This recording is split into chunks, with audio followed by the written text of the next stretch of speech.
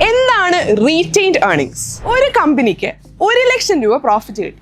അപ്പോൾ പ്രോഫിറ്റ് കിട്ടിയാൽ നമ്മൾ സ്വാഭാവികമായി എന്ത് ചെയ്യും? ഷെയർ ഹോൾഡേഴ്സിന് ഡിവിഡൻഡ് ആയിട്ട് ഡിസ്ട്രിബ്യൂട്ട് ചെയ്യും. അപ്പം ഈ ഡിവിഡൻഡ് ആയിട്ട് ഡിസ്ട്രിബ്യൂട്ട് ചെയ്യുന്നതിന് മുന്നേ കുറച്ച് എമൗണ്ട് എടുത്ത് മാറ്റി വെക്കുക. സേ ഫോർ എക്സാമ്പിൾ 1,00,000 രൂപ നമുക്ക് കിട്ടി, അതിൽ 20,000 രൂപ എടുത്ത് നമ്മൾ മാറ്റി വെക്കുന്നു.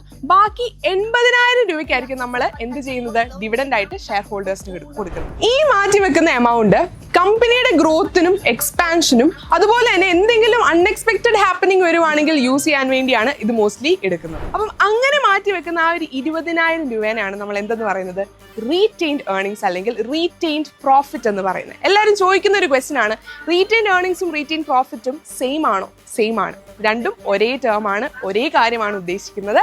അപ്പം ഇനി ഒരു കൺഫ്യൂഷൻ വരുത്തരുത്. നിങ്ങളുടെ എക്സാമിന് സ്ഥിരം ചോദിക്കുന്ന ഒരു ഭാഗമാണ്. അതുകൊണ്ട് അടുത്ത പുതിയ ഇൻഫോർമേറ്റീവ് വീഡിയോ ആയിട്ട് കാണാം. ബൈ.